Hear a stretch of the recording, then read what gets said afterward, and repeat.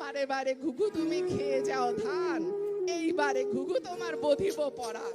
সে আমি তো বিএনপির সঙ্গে মিশিই না, ওরা তো দেশে থাকার মতোই না। বঙ্গোপসাগরে ফালাই দিতে পারলে আর একটু ভালো হইতো।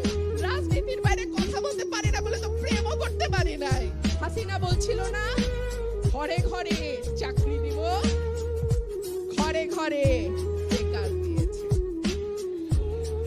ঘরে ঘরে শুধু বেকারই দেয় না, ঘরে ঘরে মামলাও দিয়েছে। বলতে চাই নাই, আসলে হয়েছে কি একই স্বর্গে গেলেও ধান খাবে। আমি আমাকে কিন্তু 2-3 দিন আগে ওয়ার্নিং দেওয়া হয়েছে, এটা কিন্তু অরাজনৈতিক বক্তব্যের জায়গা। আমি বলি খাইছে আমার মাথার চুল থেকে পায়ের নখ পর্যন্ত রাজনীতি। আমি রাজনীতির বাইরে কথা বলবো কেমনে?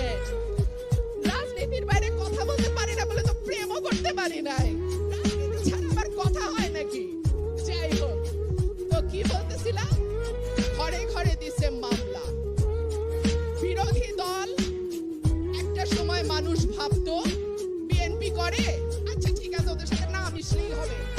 আমি দাওয়াত দিলে আত্মীয়রা আসে না, প্রমোশন আটকায় যাবে, ব্যবসা বন্ধ হয়ে যাবে, আরো কি কি কি কি জানি সমস্যা হবে। আসে না, আমি বলে আচ্ছা থাক, আমার টাকা বাঁচলো, খাওয়াইতে লাগলো না, ভালো কথা, সম্পর্ক রাখে না। একটা সময় ভাবতো বিএনপি করলে মামলা হবে, বিএনপি করলে কারাগারে যেতে হবে, বিএনপি করলে চাকরি হবে না, বিয়া করবে না মানুষ, বিএনপি করলে সম্পর্ক হবে না, বিএনপি করলে অনেক সমস্যা। এর বাইরে তো